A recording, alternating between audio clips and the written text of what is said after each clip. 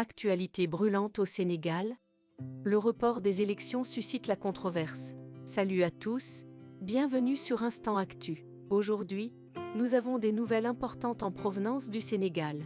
Selon des sources fiables, le président sénégalais Macky Sall a reporté l'élection présidentielle du 25 février, ce qui a déclenché de violentes manifestations dans le pays.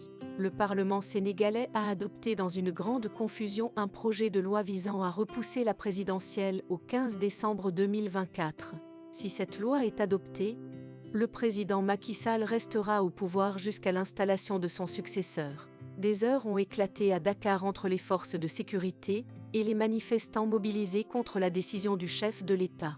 En réponse à cette situation, le président de la Commission de l'Union africaine, Moussa Faki Mahamat, a appelé les Sénégalais à régler leurs différends politiques par la concertation, l'entente et le dialogue. En outre, l'accès à Internet via les données mobiles a été suspendu par le gouvernement du Sénégal, ce qui a suscité des inquiétudes quant à la liberté d'expression et à l'accès à l'information. Continuons avec les dernières nouvelles du Sénégal.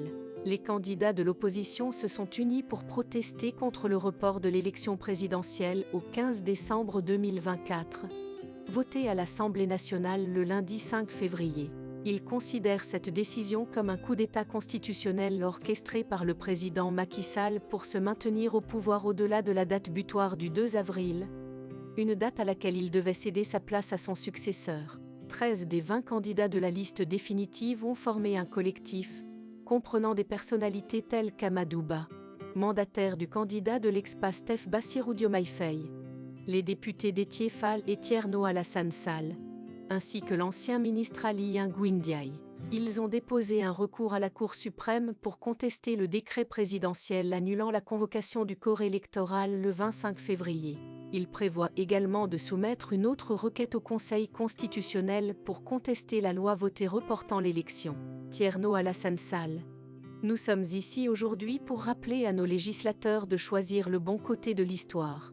La démocratie est en jeu, et le peuple mérite la transparence. Le collectif a exprimé sa satisfaction face aux réactions internationales condamnant le report du scrutin, notamment celle des États-Unis et de la CEDEAO.